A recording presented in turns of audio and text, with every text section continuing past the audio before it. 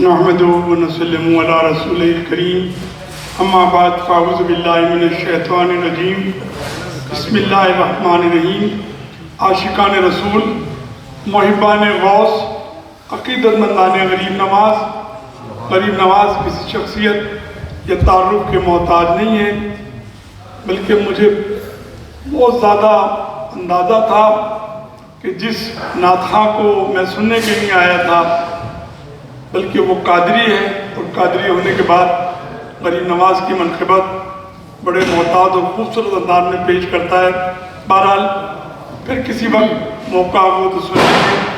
میں خاص طور سے علی جاوید صاحب کا، ستین بھائی کا اور بیگ صاحب کے صاحبزادوں کا اور ہمارے بھائی کا بہت شکر کرتا ہوں کہ بڑے عرصے کے بعد ہم سب ایک جگہ اکٹھے ہوئے ہیں، اور اس آستانے کی نسبت سے جہاں شاعر کہتا ہے نائب مصطفیٰ در کشور رشک پیغمبراں معین الدین، روز محشر ہوگا کائنات کے مالک، نبیوں کے سردار، آقا انعامدار نبی کریم صلی اللہ علیہ وسلم اللہ کے حضور میں بڑے فخر سے کہیں گے اے بار تعالیٰ، بے شمار انبیاء آئیں، بے شمار نبی آئیں، میری امت میں ایسے ولی جن میں غوث الثقلین خواجہ بزرگ عطائے رسول، جنہوں نے ایک وقت میں 90 لاکھ مسلمان کیے۔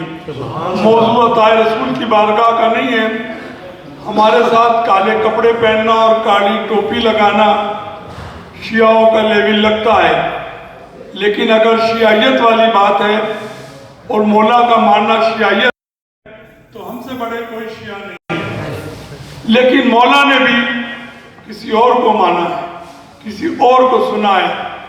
کائنات کے مالک کی بارگاہ کی نسبت سے جب مولا کائنات سے پوچھا گیا کہ آپ کے دور میں بدعمی کیوں ہیں، فرمایا میرے مرشید تم ہو۔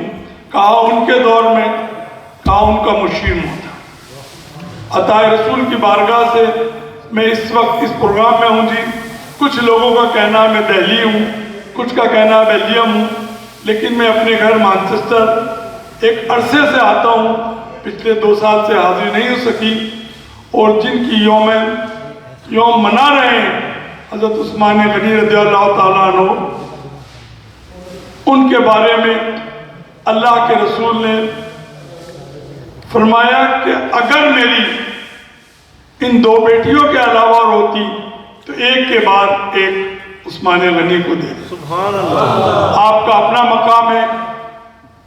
سیدہ فرماتی ہیں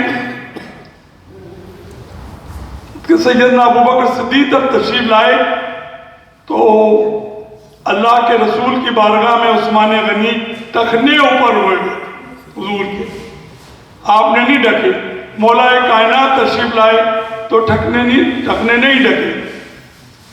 عمر بن خطاب تشریف لائے جن کے لیے اللہ کے رسول نے فرمایا میرے بعد اگر نبی ہوتا تو عمر نبی ہوتا۔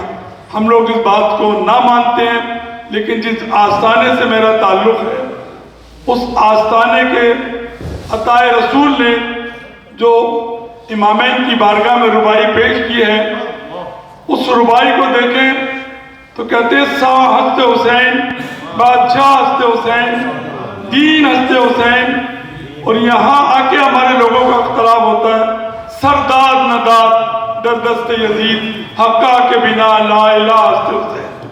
اللہ کے رسول نے فرما دیا میں حسین سے ہوں، حسین مجھ سے ہے۔ بارکیف سیدنا عثمان غنی رضی اللہ تعالیٰ کی بارگاہ سے جب آپ تشریف لے کے جانے لگے تو آپ سے پوچھا گیا حضور سے کہ آپ کے آنے پہ، آپ نے عثمان کے آنے پہ ٹکنے ڈھک لیے۔ فرمایا جس ذات نے مجھے پیدا کیا ہے اس کی قسم فرشتے بھی حیا کرتے ہیں۔ میرا اپنا ایمان ہے کہ عثمان سے خدا بھی حیا کرتا ہے۔ تو حضرت عثمان غنی کا دین ہے، اور اس وقت بھائی صفدر صاحب جو کہ چشتی بھی ہیں اور عطائے رسول کی بارگاہ میں حاضری بھی دے گئے ہیں، اور اس نسبت سے ہمارے ساتھ بڑا پیار کرتے ہیں۔